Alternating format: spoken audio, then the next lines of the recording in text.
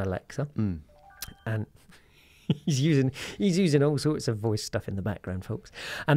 When you start looking at the way that people use voice control to order their shopping, that also defaults to natural language activities. So if I was to talk to you about, suppose we were going to organise an event for Friday afternoon with the team here, if you were going to pick up the phone to me and say, hey, Simon, on your way over to the studio, could you pick up beer, chips and ice cream?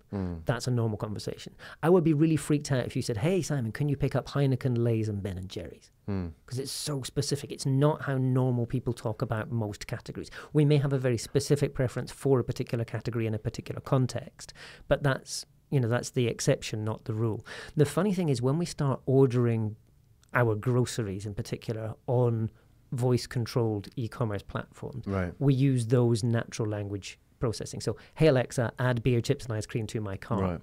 What happens if I don't specify a brand? How does Alexa decide? Who decides? Right, there you go. This is where the magic comes in. Right, yeah. And you've got a few different ways that this may happen, and none of these have become the de facto way of doing this yet. It might be that the platform asks us. So it says, okay, Graham, which brand of beer would you like? But that's really bad UX, because if I'm ordering 70 different items in my groceries, I don't want the platform to be asking me for every single one. So it might default to the ones that I usually buy. I might just have a standard cart, because most of the groceries that we buy each week are exactly the same as the week before. I get 2 litres of milk, I get X, so things that I buy by default each week. And I could just say, okay, Alexa, send me my weekly groceries. And it knows that there's a default that I get every week. And it just keeps coming, nice and easy. So that's option number 2. It could do the thing that Amazon does really well at the moment, and it's not just Amazon, obviously. There's lots of other platforms that do this too. But it looks at what other people like you have bought. So it says 63% of your friends prefer, Tiger over Heineken, for example. And I go, well, that's great, add Tiger to my cart. But in reality, we know that there's going to be algorithms at play behind this, where if we don't specify a brand, we have clicked something somewhere that says, I am happy for the platform to choose for me. This is where I get really excited. How does it decide that? What inputs does it use?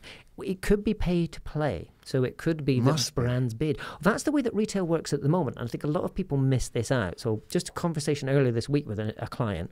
If you look at the way that shelf space at the world's biggest supermarkets gets decided, it's still defined by the amount of money people are spending on broadcast advertising, especially TV. So you go into your average Carrefour, Walmart, you name it, the brand that has the most prominent shelf space has most likely invested huge amounts of money in TV advertising, even though none of the people that buy that brand or product are watching TV. That would be your Procter & Gamble and your Unilever's. Yep, so those kinds of brands, even like down to things like Campbell's Soup and whatever else, if they've got national TV advertising on, they will get more prominent placement on the shelf.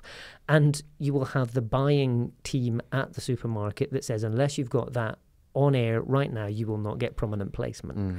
Now, that's a massive, massive investment for a lot of these brands, and most of that investment is simply to get good shelf space, because regardless of how good your advertising is, once you get to the shelf, if there's a good offer on, you're going to be quite happily swayed at the shelf. So the prominent position, this idea of pay to play to be prominent on the shelf, is something that most brands are absolutely fine with. So paying a voice-controlled e-commerce platform to be the default option is exactly the same as buying huge amounts of TV advertising to be the default option. It's just you being a bit more direct about it. Can we put this to the test and just sort of set this out as an example and then think about what this will look like as a pay-to-play bidding for voice searches? Yeah. So you may find it difficult to do that in Singapore at the moment. If you're in the UK or in the US, it's a lot more straightforward to say, add beer to my cart and then see what happens. Okay, well, maybe not let's beer. Let's not do beer. Let's pick something else which people will be buying. And, let's think about... I mean, for example, like... if it's going to be like a concierge type service, right, which is kind of getting to, then you could book anything or buy anything. So, for example, like, I'd like to go on vacation. Where should I go? Oh, totally. Well, let me just type that in or say it. There you go.